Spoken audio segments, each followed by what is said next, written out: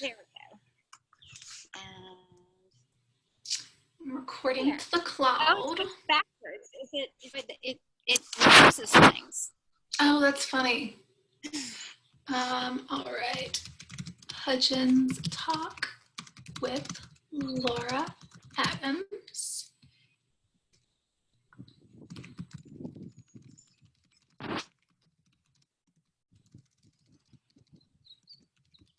So you're going to ask questions, right? Yeah, I've got a bunch prepared, but it'll be sort of like yesterday where we'll just start talking about whatever. And if that's where it goes, I'm just happy for it to go somewhere kind of organic. Okay. But there are like certain points that I'll sort of come back to, like the space, the gallery, your studio, and your collage, that kind of stuff. But it's pretty informal. No one's expecting it to be like, it's not like Terry Gross on Fresh Air. I wish. All right. Okay, we're about to go live.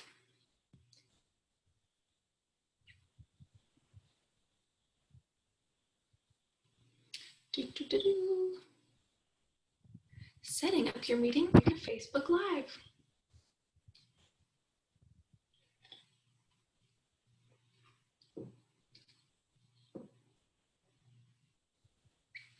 All right.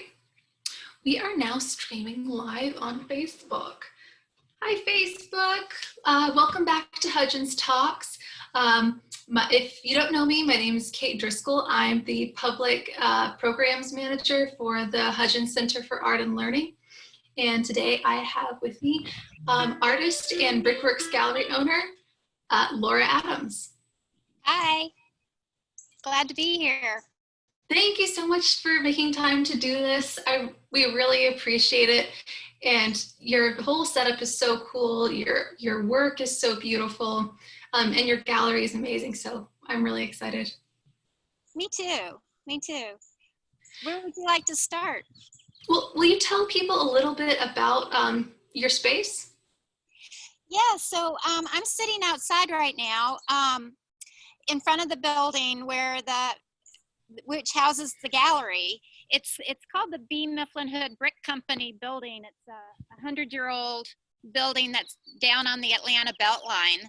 My husband and I actually live in this building, as well as we both work in the building and we have our home here. I have my gallery here. My husband has his office here, and we have a couple of tenants as well in the building. But it's a beautiful space. It used to be on a rail line in Virginia Highland, and the rail line is now the Beltline, and we're in between on the Beltline Pond City Market, which is a real popular place that people like to go to, and Piedmont Park. We're right directly in between those two locations. Oh yeah! Oh my gosh! Location. Jeez. Yeah. Me too. You're in a great spot. So how did you guys get interested in this space? Well, we got very lucky. We found this building. It wasn't for sale, and we found it right when the Beltline had opened, and people weren't really familiar with the Beltline and what it was going to become. And we were actually looking for a house in the Virginia Highland neighborhood, and we took a wrong turn down Greenwood Avenue, and we wound up in front of this building. And at the same time, we looked at each other and said, wow, that's a really cool building. And my husband said, well, jump out of the car, look in the window, and see if I need to jump out of the car and look in the window too. And I did. And I walked back to the car and I said, oh my gosh, you really need to look in the window. And so we did. And the building needed a lot of work. It was in sort of a state of disrepair, but there were people that were working in the building. It had been carved up into a bunch of little offices, and there were actually people working in there at the time. And anyway, one thing led to the other, and my husband found out who the owners of the building were, and he tried to call them, and it took about 3 months for him to get in touch with them, and he finally did get in touch. And he wanted to know if the building was for sale, and they said, well, it wasn't, but we're willing to sell it to you. And would you like to see it tomorrow? And anyway, we did. And long story short, we bought the building and spent a couple of years trying to figure out what we were going to do with it, how we were going to turn it into a home, and other things. And 7 years later, here we are, and we look like we were really smart, and we were just really lucky. No, you're smart too. You're smart and lucky. It's the best combination. Yeah. So just to show you that it says B. Mifflin Hood. I guess it's backwards on the screen, but B. Mifflin Hood. It was named after the owner. He manufactured bricks in Atlanta. He had actually manufacturing facilities all over the Southeast, and then this building was his showroom. Instead of like a kitchen or a bathroom store that you go to now, this was a brick showroom. So you go in here if you're looking to build a house or any other kind of building, and you'd pick out your brick products. He had like the brick area leading up to the home. It has all these different patterns on it, and that was all part of his way of showcasing his different products. Here's another really set of beautiful brick patterns. Oh my gosh, that's gorgeous. And then throughout the building, it's like that. We've got different floors that have all these brick patterns on them, and it's just it's a cool space. Yeah, I really do think it's safe to say that you have the coolest front door ever. Thank you. And so this is your home, right? This isn't the entrance to the gallery. So for anyone who hasn't been to Brickworks, this is not the entrance. That is the entrance to our home. So if you come to that door, you come to the door saying you need to go to the side of the building, not to go into the gallery, which we can walk towards now. Yeah, let's go to the gallery. I'll walk this way. So what was the hardest part of converting the building? Should I say this? Dealing with the city permitting process. The city of Atlanta is not the easiest to work with sometimes.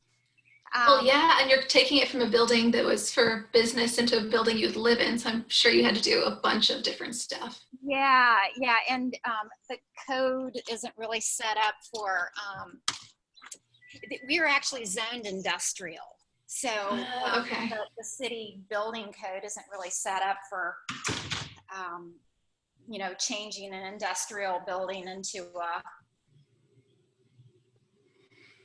but also have commercial aspect to it. We were just asking impossible things from them, and it took a while to convince them. That's what we wanted to do, and we were determined to do it. And I've got more stories about how all that happens, but it would take up all our time. I'm not sure people hear about building permitting issues. I'm sure there's an audience for it. Yes, not today though. So now I'm inside the gallery. So there's a side entrance, and you come up a ramp and come into the side, and then you're in the gallery space. And I've got about 1,500 square feet of space in here. And here we've got, see all these brick patterns on the floor? Oh, more beautiful brick. Yeah, I mean, it's really cool stuff. So there's like 3 or 4 different patterns just in this little space. Oh my gosh. So can we see some of the art you have on display? Oh, sure. Yeah. So when you walk in, just as an explanation, I guess I should say, I was supposed to have a show at the Hudgens Center that was going to open last weekend. Was it last weekend? Yep. It was supposed to open last weekend, and it was a show called 3 Billion. And it is still called that. Yes. Because it's not canceled. We just have rescheduled it in light of COVID-19. Yeah, so that'll happen in February, but in this show at the Hudgens, I'm curating it, but I'm also showing my work. So I'm showing my work and about 6 or 7 other artists' work. It's an environmentally themed show. But anyway, I had a bunch of pieces ready to hang for the show last week. And instead of at the Hudgens, now, which will be next February, I have them here in the gallery. So I'll give you a little sneak preview of some of my pieces, and then I've got another artist that I show in the gallery, and I've got some of her work here too. So I'll give you a sneak preview of the 3 Billion show. So I'll start with this piece. This is these are my pieces that I'm going to show you first. And I am an artist that works in paper. I don't use any paint. This is just layers and layers of colored and textured and patterned paper. And the theme of the show, you said it's 3 billion, but it's about the news that came out before the COVID virus news, that in the last 50 years, we've lost 3 billion birds of our North American bird population. And it runs across many different biomes of bird species. And a lot of the issues have to deal with habitat loss and plastic pollution and other environmental type impacts on birds and consequently on humans. But my part of the show is I'm placing different biomes of birds that are meaningful to me in an ideal environment. If I were one of these birds in distress, what kind of world would I rather live in? And this first piece is about the red-winged blackbirds, which are North America's most numerous bird species, but they've lost about 30% of their population. And so you can see I've got the blackbirds, and in my pieces, because I use so many different layers of paper, the pieces have a sort of a sculptural feel to them. They sort of come out of the canvas. Right. By the time I finished. And there's so much detail. Yeah. So how long does it take for you to create just one piece? Maybe like that size. It depends. It can take a number of weeks. I was trying to give myself about a month for each piece to create, which is a long time for an artist to be working on something full time. I mean, I'm not one of those artists that just can dash something off in an hour, a day or whatever. Mine take weeks and weeks. And a lot of people say, well, it seems like it would take longer than that. Well, if it took longer than that, I wouldn't be a working artist. I would really be in the poorhouse. But they're worth the wait. Oh my gosh, all the detail you get. This piece is about the grassland habitat, and that is where we've lost, some species have lost about 70% of their population. And in this one, we've got some bobolinks and bobwhite quail and a bunch of prairie flowers and that kind of thing. And so I'm gonna get up close. Y'all can see some of the details. That's so gorgeous. So are these pieces, they'll be in 2021's 3 Billion show? Yes, I'm saving them for the show. And yeah. Are they already purchased, or will they be available for purchase during the show? They will be available. I've had some people inquire about purchasing them, but I told them they really needed to wait because I didn't want to get into the complications of displaying something that somebody already owns. I wanted to have more agency over it until the show happens, and then they're available then. But one more piece on that one. This one, I don't know if you can see it very well, but this is about pollinators, and it's a bunch of hummingbirds. And here you can get up close and yeah, you can really see all the detail in that. Yeah. So yeah, that's a sneak preview of my part of the 3 Billion show. But I also have another artist that I show her work here in Brickworks Gallery, and I have ever since I opened the doors. She's one of my favorite artists. She's from Tucson, Arizona. understand she may also do a live event with the Hudgens. Yes, we would love that. Yeah. Her name is Kate Breeke. And she's a photographer. She's like a mixed media photographer. And she is really well known for this Nest series, where there are photographs that she's printed on silk. And she's gone back in and she's hand woven silk and threads back into the nests. There's another one. See if you can see that. They're three-dimensional as well. Yeah, you can tell even over camera that they're three-dimensional. They're not just a flat. But some of the work that she's going to be doing, we've got a little story behind.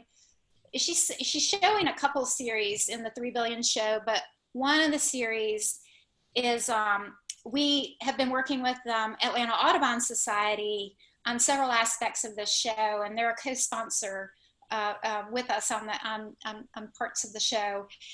And Kate has she's for many years has photographed and immortalized in art different animals that have died, and a lot of them have been birds that have hit windows or died in other ways, human-caused ways. And she takes these birds and she photographs the dead birds, and then she turns them into these beautiful works of art. She calls the series Small Deaths, and she can give you a lot more information about it and her theory behind it.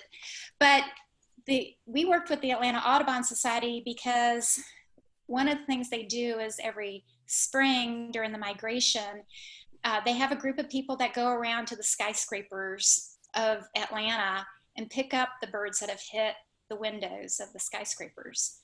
And the list of the species is pretty horrifying. I mean, there are dozens of hummingbirds and black-billed cuckoos and woodpeckers and warblers of every kind. And anyway, they had a freezer full of these dead birds as part of their research. And I hate to laugh, but I mean, it's kind of morbidly interesting. And we shipped the dead birds out to Kate for her to do a whole series based on the dangers of window strikes to bird populations. And so she's doing a whole series for the 3 Billion Show, and they'll be beautiful. I mean, they might be a little disturbing, but they're also really poignant. But here's one of her. This is one of the birds. I'm not sure if this will be in the show or not, but because I think we're going to focus more on the Atlanta birds. But this one reminds me of like a Dutch master type of painting. Yeah, no, it really does. But you're right, they are like these like tragically beautiful portraits she's done. Yes. Oh, I'm so excited for this show. Yeah, so there'll be some doom and gloom, but also some hopeful things. One thing I want to kind of plug during this show today is that we have two parts of the show that are interactive with our audience if they want to participate. One is a children's exhibit called Bring Birds Back, and we're going to be hopefully working with some summer camps, but any child can enter and make a piece of art based on the requirements and submit it and have that be part of our show at the Hudgens. There's information on the Brickworks Gallery website about how to enter, and also the Atlanta Audubon Society has a webpage on that, and I need to get together with them about doing some work explaining what we can do as humans, some simple things we can do to help bring the bird populations back. There are a lot of things we can do, and I want to create a big art exhibit, children's art exhibit out of that.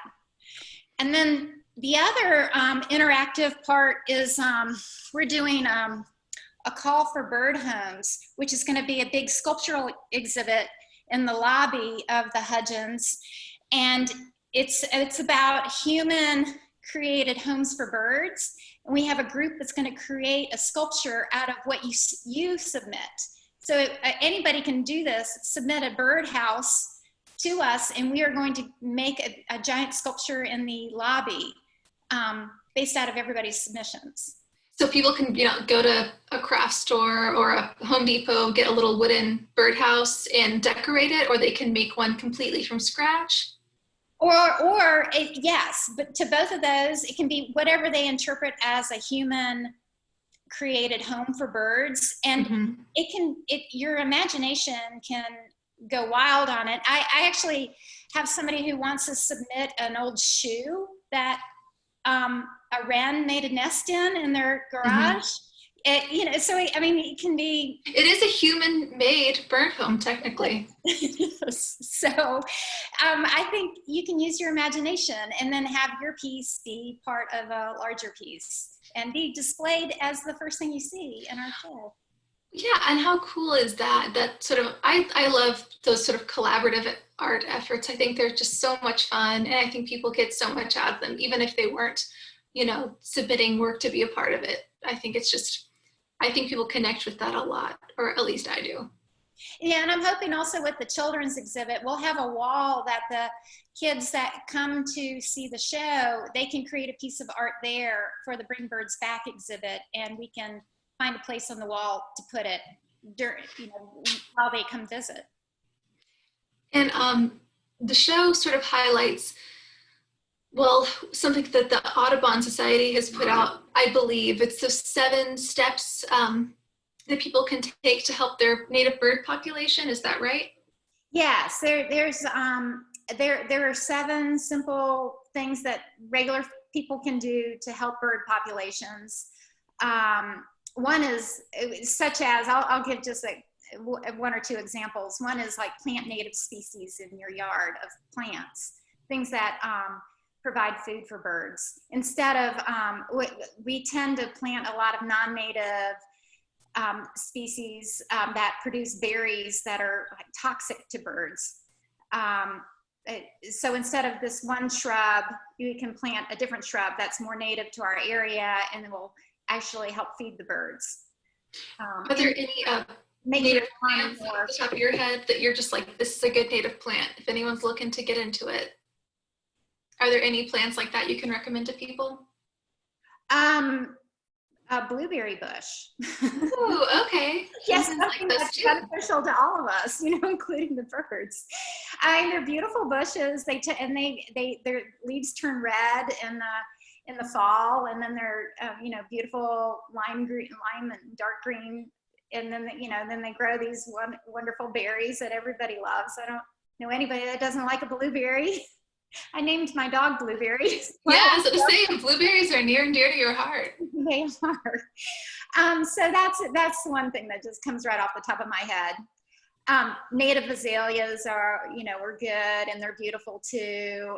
I'm not sure how much food they provide, but if you want to plant like a tree, instead of a Bradford pear, you should plant an oak tree, because oak trees provide so much food to a wide variety of wildlife, including birds.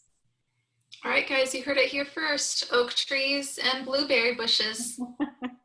Feed the birds. And so planting native species, what are some of the other steps that were outlined? Making your windows safer for birds. Because a lot of birds die from collisions with windows. I'm sure a lot of people have had that experience. There are a lot of products out on the market now that you can put onto your windows that'll help deflect the reflection that birds see of the woods or whatever, and causes them to come in. And they're pretty inexpensive. And there's even a pen you can buy that will write on glass. It's like a grease pen, and you can put lines. I've read about how you just put vertical lines down the outside of your window, and the birds will see that. One of the biggest things people can do, and this is not the most popular thing, but is to not let your cat outside. That's cats kill millions and millions of birds every year, and not to eat. They just like to kill them. Mm-hmm. Oh yeah, I feel like if anyone's had an outdoor or indoor-outdoor cat, you've definitely gotten little decapitated presents at your doorstep. Yeah. So that's one thing. You could try to keep your cat inside, or not get it used to going outside. So. Ooh, controversy at the Hudgens Talks. I know, we're walking into dangerous territory, aren't we? I get some angry messages. Don't tell me how to raise my cat. Right. Or what to plant in my yard. Yeah. We're not telling you, we're suggesting. Someone really likes Bradford pears out there, and they're angrily typing a message right now. But you know, the Bradford pears, they multiply, because the berries get eaten by the birds, and then they wind up everywhere else, and then they sort of take over a natural habitat, and they don't really provide that great of nutrition for the birds. And then next thing you know, that's all you have out in your woods. I have seen that. I saw an acre that was empty except for one Bradford pear, and over the course of 5 years, it was a little forest of Bradford pears. And I was, yeah, they're impressive. Yeah. Well, can we see the rest of your space? Oh, sure. So, yeah, we saw some of the gallery. I've got a wonderful woodworker who does these turned wood bowls. And then I've got a glass maker who does some really beautiful glass work. Oh, yeah. And then I've got a couple other painters. This is Emma Knight, who did this beautiful painting of this, I believe it's a Savannah area. And it's I love that. And then Rachel Evans does these beautiful cloud paintings. And then you come in, my studio is in the gallery space as well. And then, so this is my studio where I do my work. And I'm able to work in my studio and greet people that when my gallery is open, and they would walk in, I could greet them while I was working on my art. When they don't go to your front door. Right. Right now, I'm open only by appointment, and it might stay that while for a couple more months until it feels a little more, feel a little more confident about having people in. But anyway, so the messy area of the gallery is my studio, and as I said, I work in paper, and these are my papers. So these, I hang them up on hangers, and I have them color coordinated. So why do you hang them?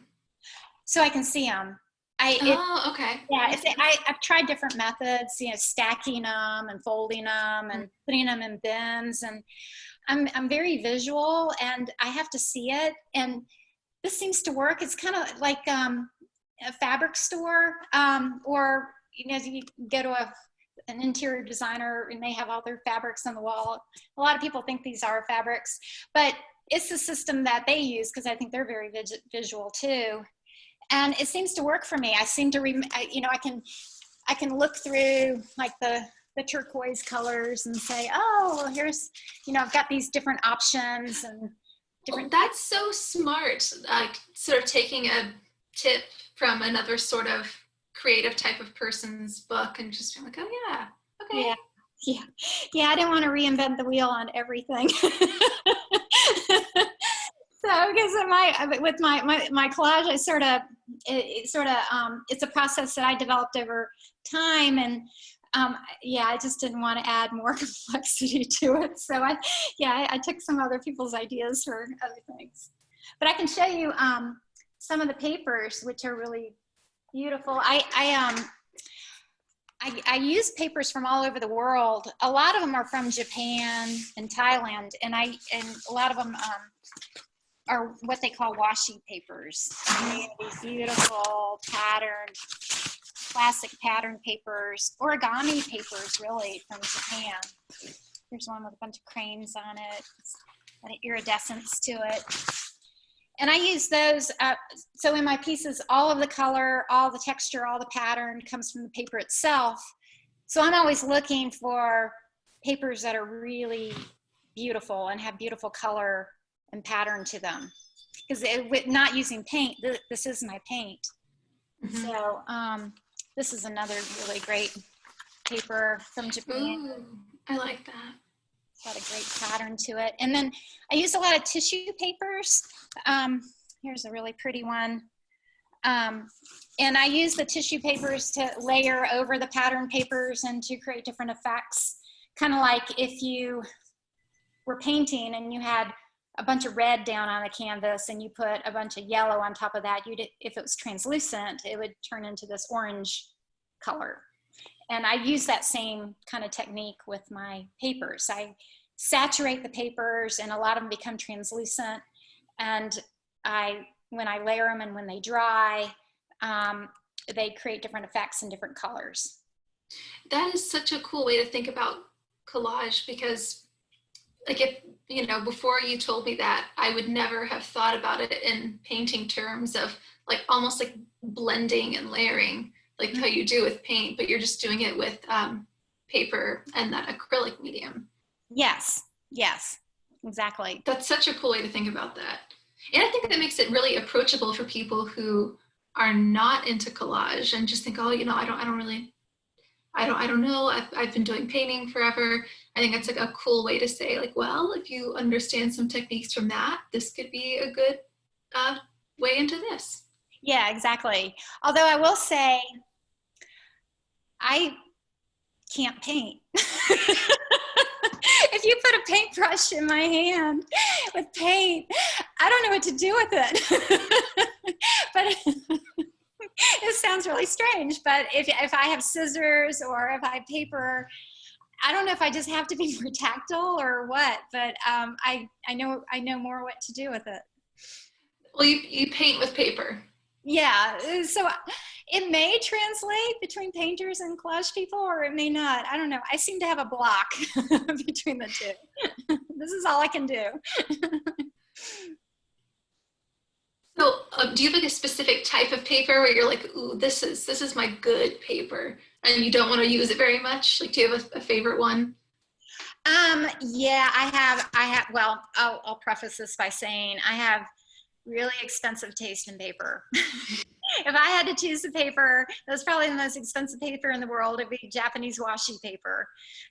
It has to be imported. It's already expensive if you bought it over there. And then I use it with abundance. I'm not really good at saving it. So if it's a really good paper, it's the first one that goes. And then I have to figure out what to do with the rest of what I have available. So I'd say my favorite paper is the Japanese washi paper. I also use a lot of mulberry papers from Nepal, and the mulberry tree is a really interesting. The paper that comes out of the mulberry tree, it's very textured. It's very you can saturate it. It becomes translucent. It comes in all different colors and patterns. And it, because it becomes so translucent when you get it wet with the acrylic, it causes some really amazing effects when it dries. You put one on top of the other and parts of one paper show through. It surprises you all the time. And so I find it to be really interesting because it's so surprising and also really beautiful. How did you get into? I know what the Japanese paper is always going to do. I don't know what the mulberry paper is going to do. That's your element of surprise. Exactly, which I enjoy that. So how did you get into collage? So by mistake, really. I started out in art, in photography, and gosh, when I was in college, I think I wanted to be a National Geographic photographer of all things, and then I sort of figured out quickly that might not be the best route to go. It's not easy to become a National Geographic photographer, and I wasn't sure I was good enough to do that. So I continued with photography and ended up not kind of turning away practically from going into a more artistic career, and I ended up in law school, and I was practicing law for a number of years. and then I was up for partnership one day. I was still doing my photography the whole time, but then I wound up sort of facing partnership, a lifetime of being a lawyer, which I was dreadful at. I disliked it so much, and I just wasn't cut out for it. But I could have either gone that way or do what I ended up doing, which was quit, and decided to try to continue my pursuit of art, which started with photography. I was doing a mixed media thing, kind of like what Kate Breeky does, which is, I think, one of the reasons I love her work so much. But I was taking photographs, and I was transferring the photographs onto watercolor paper, and then I was coloring them and painting them, and then I was collaging them, and then I started getting frustrated with that, and I started tearing them up and started buying these beautiful papers that I was always attracted to, and I started adding those on, and I just sort of stumbled upon this process with this acrylic medium where I'd saturate everything in this acrylic, because I didn't want to frame anything, because I got tired of framing things and I wanted something that didn't need to be framed. And so I started trying to figure out how to attach things to a canvas. And 25 years later, it turned into this complicated, I've made this collage probably as complicated as I possibly could make it. And it's my own process. It's just, I just kept adding layers and experimenting and getting used to the different qualities of different papers. And it all sort of came around to where I had my own voice when I started working, depicting environments that I loved, the mountains, wildlife, birds. And that's where it just really clicked. When I started depicting scenes of things that I love and trying to put my own emotions into those scenes, that's when it just took on a whole different life. And the pieces aren't just depictions of a place. They're sort of like my interpretation, my feelings, my idealized environments, you know, thinking about things in terms of, you know, birds and, you know, from their point of view, not just the bird's eye view, but their point of view. It's like, if I were a bird, where do I want to live? And so, long story, but that's how I moved from photography into this. It just was a long progression, but it's a journey. It's been a journey for me. I love hearing stories like that of someone, I mean, whether it's someone leaving a job to go to the arts, or leave, you know, a job at a law firm to pursue nursing or opening their own business. I think there's something so inspiring to everybody about hearing someone who has the confidence to just take control of their life, and say, you know what, I am in control of this, and I am gonna do this. I think I love hearing stories like that. Well, I'm glad. It's very motivational for me, because I know that if this doesn't work, well, I know I'm never going to go back to law. I mean, I will do anything, other than do that again. So I'm very motivated to sort of make things work and find a way. I mean, I'll never make the same kind of money, but that's just not important to me. So. Mm-hmm. And following my needs is like a quality of life. Yeah. And it's led to this building and my husband and the gallery. You have the coolest life. Like, I feel like you have this sort of like creative life and this cool house. It's what everyone, when they're a kid, they can think like, I'm going to do this and this and this. And it's like a little bit outside of the box. And maybe as we get older, we start telling ourselves like, well, that's not practical, or that's not realistic, or that's a little more difficult than it has to be. But I feel like you stayed true to your inner kid, and you're like, I'm following what I want, which is, I think it's a great example to set. I think my mother would say that I'm stubborn. And I am, but it's, I'm going to stick with it. This is what I want to do. That is so neat. I love that. So can we see a little bit of your collage?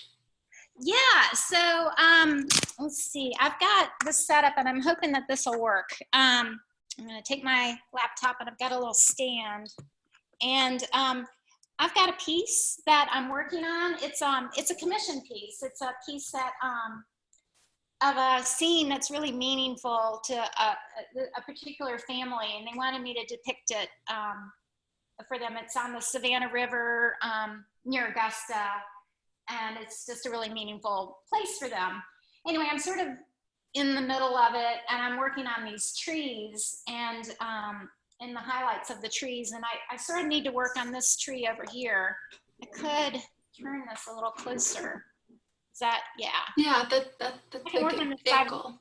I can do this. Let's see, you can see this. All right, so what I have here is I eat a lot of yogurt. And I put my glue in these big cups of yogurt. The acrylic I use is a Golden product. It's it looks like Elmer's glue, but it's really expensive. And it's glossy. It looks like milk, but it dries super, super clear, and that's what's important. You need to have a really good medium, because with this layering process, I have 20, 25 different layers of paper and glue on top of each other. And if you have a glue that turns cloudy, your piece is just going to look muddy. So you need to invest in the glue.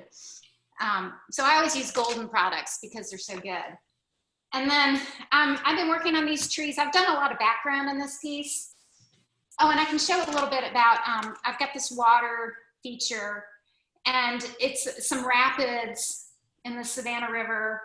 And in the rapids, there's usually little places, white caps, I guess. And so I can kind of show you, I've got this paper. It's a Japanese tissue paper that has all these beautiful little flowers on it.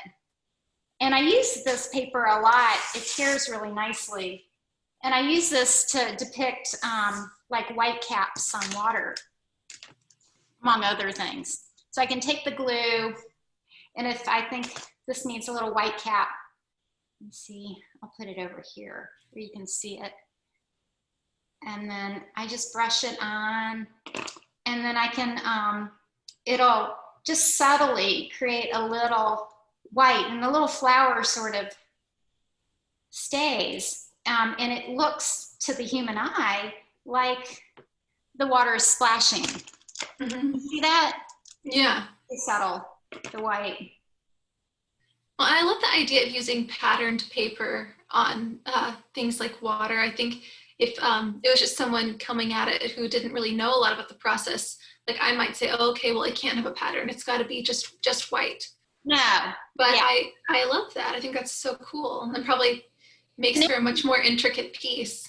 Never be just white. And one of the other things I do to create texture in water is I'll take a little piece of this paper, my fingers have some glue on it, and I'll often twist it, and I'll leave a little piece undone, and then I can add that, and it gives a little wave, and it also a little splash right there. I feel like that guy, Bob Ross, is it? The happy little splash. So that's a little demonstration of the water, but I've been working on this tree, and I've got a photo. It's an old oak tree that I'm trying to depict, and I'll take some scissors. It's over here. And I've got this marbled paper. It's brown with gold. I use that to sort of depict the bark of the tree. And I'm gonna have a branch kind of come off over here. So I use these scissors that are from China. They're called Joyce Chen scissors. You get them at a kitchen store. And I like them to put your whole hand through them. And they are very, very sharp, and they get sharp all the way to the edge. Do you have to sharpen your scissors often? No, I just buy new ones. When they go bad. Scissors? Yeah, I've got collage to make. I mean, they're $20 and they last a while. So I figured I probably should, but I just buy new ones. So I'm going to do a little branch off of the top of this tree here. So I'll put down some glue and here comes the branch. And I can sort of shape it the way I want it to go. Can you see that? Yeah. And then if I want to put a little highlight, I've got another paper that's a little lighter color. I can cut a little piece and add a little contrasting highlight to it, and then have the branch come down like that. It's not going to exactly look like the picture, but it's, it never does. So. Well, and branches change over time, so I doubt someone who even knew that scene would say, no, there is not a twig there.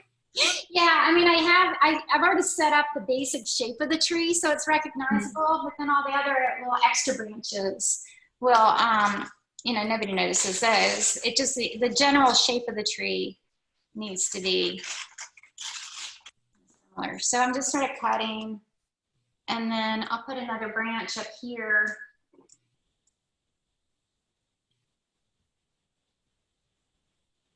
Let's see that. Yeah, and guys, I really would, if you're able to, in next spring, come out to the 3 Billion show and see these pieces in real life, because the camera doesn't do her pieces justice. They're so intricate and they're really amazing. And now that you're seeing her do this, I feel like it just gives you, and at least it did for me, it gave me such a huge appreciation for the pieces. I mean, I already loved them and thought they were gorgeous, but seeing it in action makes me just love them all the more. Well, this might give you a little more idea too. This will be a little closer to the camera, but I've used this lighter colored paper, and I want to create some highlights because the tree's not just this kind of dark monolithic color of brown. So I'm going to add this like orangey color so you can see how it'll blend and create sort of a highlight on the branch, especially if I mush it in. And I can even add a little water to make it blend even more. You see how it's sort of disappearing? Right, yeah, like it becomes a little translucent against the darker one. Yeah, yeah. And yeah, it really does give it that like textured effect of light hitting bark. Yeah, and if I tear the edges too, the paper's a little more translucent at the edges. I can even kind of rub off part of the paper for it to become even more translucent. Take one layer of it off. And this is what I do all day. And so this little piece will really blend in. Right now it looks like it's sticking out, but if you put some water on it, a little bit of glue, then all of a sudden it starts blending in. And you can see the water right here is all blending in too. Yeah. And then I brought a couple of different papers out here just to sort of show you different effects. I'm still working on the highlights of the grassy area, and I've got a lot of different greens to show different contours.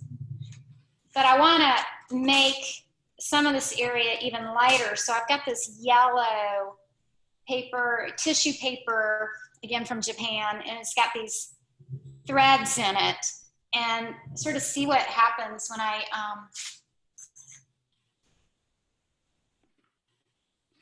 add, this will make a highlight right there, like a little hill on the grass. So there, it looks a lot brighter right now because it hasn't dried, but when it dries, it'll be a little more yellow and it'll have these little threads kind of showing through. Well, guys, we are reaching the end of our time, so if you have any questions for Laura, please put it into the chat. Karma Bevelheimer, Bevelheimer, I'm really sorry if I'm butchering your last name. She says, leatherleaf mahonias grow great in wooded spaces here, and the birds love the berries. That's a good tip. Yay. And Pat Willand says, yes, you are stubborn. Is that your mom? Yeah, Pat Weiland. Yes, Weiland. my mother. Shout out Hi, to Mom. Pat.